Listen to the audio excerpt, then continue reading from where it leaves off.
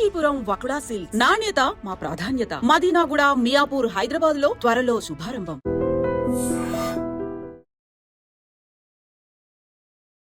Hi, hello, నమస్తే, welcome back to iDream media. ఈరోజు మనతో ఉన్నారు సర్టిఫైడ్ ఫైనాన్షియల్ ప్లానర్ అయిన మాధవిరెడ్డి గారు. సో ఉమెన్స్ డే స్పెషల్ ఎపిసోడ్కి అయితే వెల్కమ్ అండి.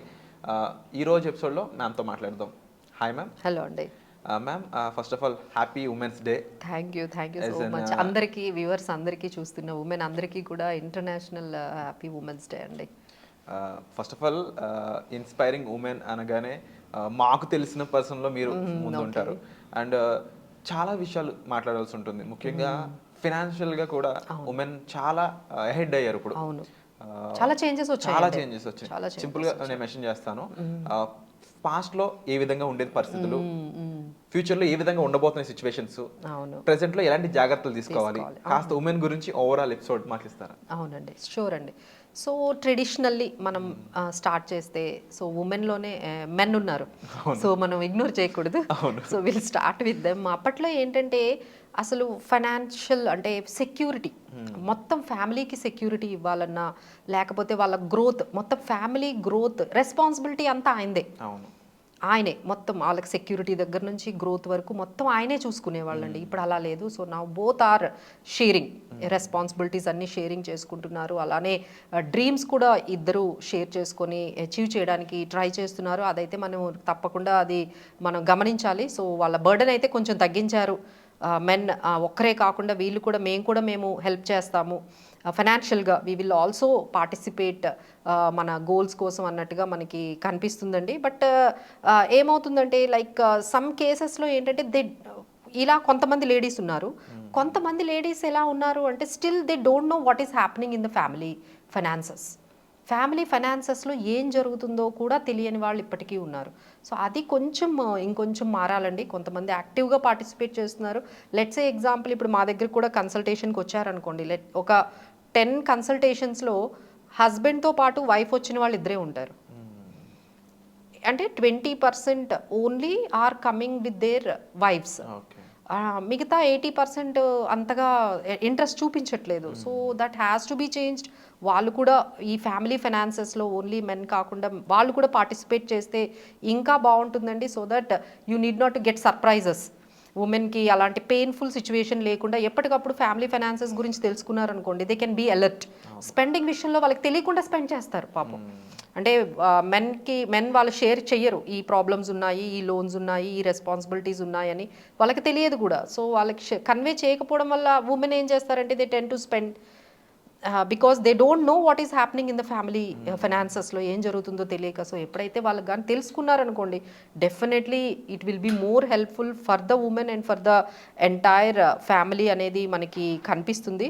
అలానే నెక్స్ట్ ఇంకొక అంటే పెయిన్ఫుల్ అంటే ఒక పాయింట్ ఏంటంటే, కాంప్లెక్స్ పాయింట్ ఏంటంటే ఎవరి శాలరీ ఎక్కడ ఖర్చు పెడుతున్నారు.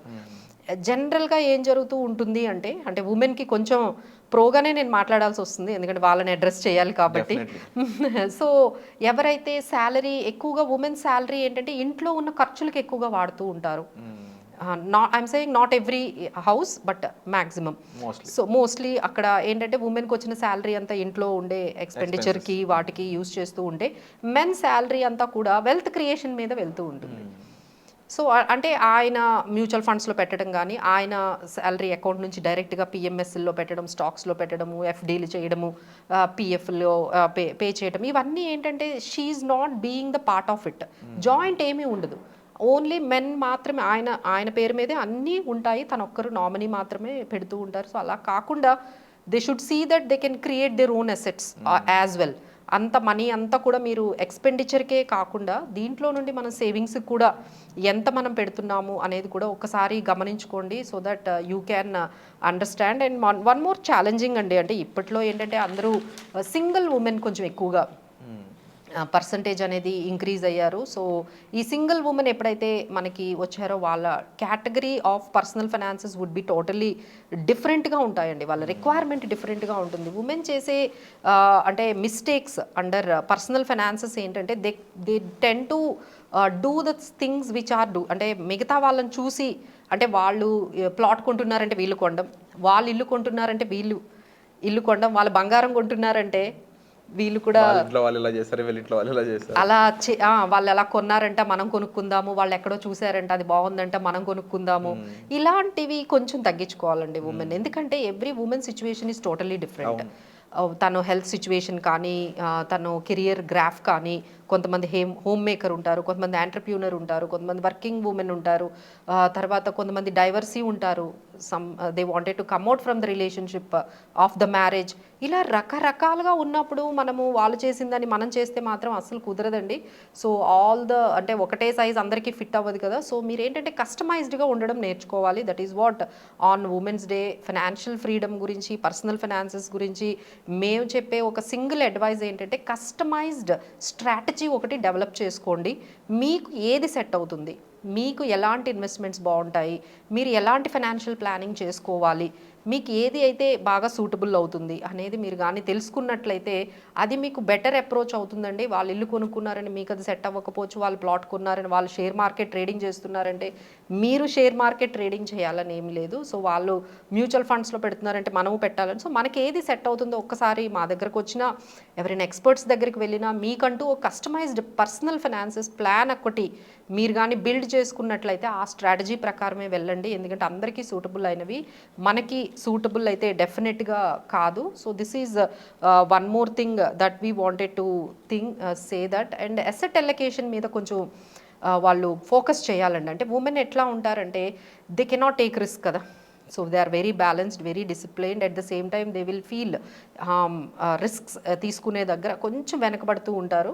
సో అసెట్ అలొకేషన్ విషయంకి వచ్చేటప్పటికి మనము మన మనీ అంతా ఐదర్ గోల్డ్లో పెట్టడము.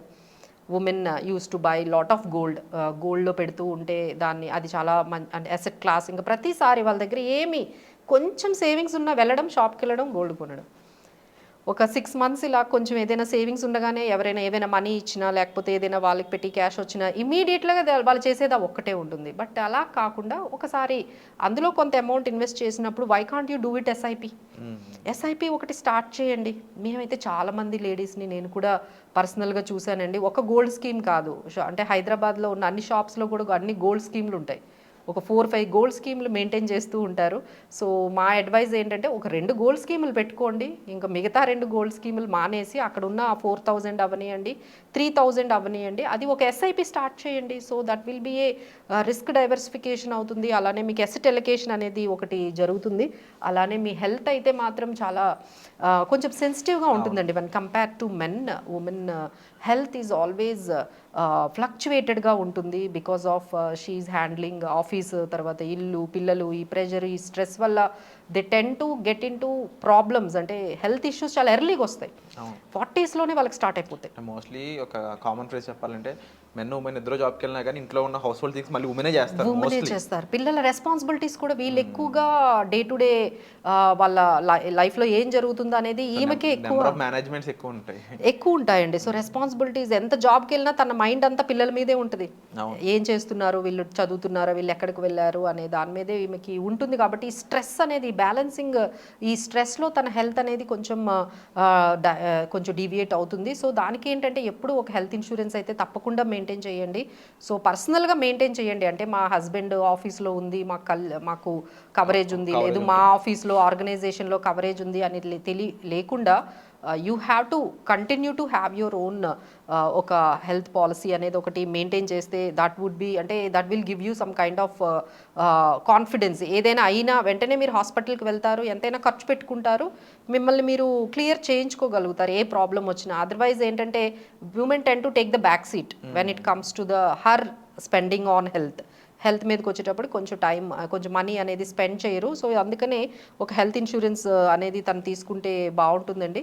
సో నౌ ద ఇన్కమ్ అంటే లెవెల్ ఇన్కమ్ అయితే బాగా పెరిగింది.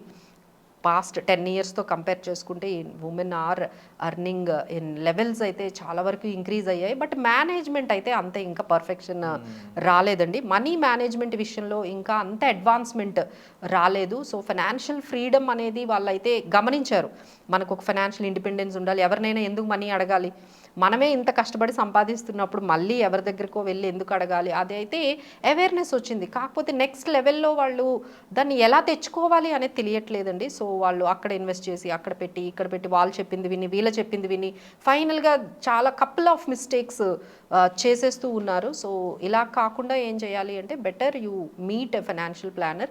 మీకు తగ్గట్టుగా మీకు కస్టమైజ్డ్గా ఒక ప్లాన్ అయితే క్రియేట్ చేసుకుంటే that will cover everything. Risk management, తర్వాత retirement planning and investment planning అన్నీ వాళ్ళు కవర్ చేసి మీకు పర్ఫెక్ట్ సొల్యూషన్స్ అయితే ఇస్తారండి. Wonderful ma'am. అండ్ ఓవరాల్గా మీరు ప్రతి విషయాన్ని అడ్రస్ చేశారు ఇక్కడ. And at the same time ముఖ్యంగా ఉమెన్ తీసుకోవాల్సిన జాగ్రత్తల దగ్గర నుంచి ఫినాన్షియల్గా ఎలా స్ట్రెంగ్తన్ అవ్వాలి అనే విషయాన్ని మెన్షన్ చేయడం జరిగింది. బట్ స్టిల్ ఎపిసోడ్లో మనం కాస్త సబ్జెక్ట్ మాత్రం చెప్పగలం. బట్ ఒక ప్రాపర్ గైడెన్స్కి ఇండివిజువల్గా చెప్పినట్టు డిఫరెంట్ అడ్వాంటేజెస్ అనేవి, డిఫరెంట్ ప్రాబ్లమ్స్ ఉంటాయి, డిఫరెంట్ ఛాలెంజెస్ ఉంటాయి. సో మీరు పర్సనల్గా మ్యామ్ని కలిసినట్లయితే మీరు అనుకున్న స్టేజ్ నుంచి ఇంకొంచెం బెటర్ స్టేజ్కి మీరు ఫైనాన్షియల్గా మారడానికి స్కోప్ అనేది కలిగించుకున్న వాళ్ళు అవుతారు. సో దానికి సంబంధించి మీరు మ్యామ్ని సంప్రదించవచ్చు. సో వచ్చే ఎపిసోడ్లో మళ్ళీ కలుద్దాం. హ్యాపీ ఉమెన్స్ డే మరొకసారి అందరికీ కూడా ఐటమ్ తరపు నుంచి. So thank you so much.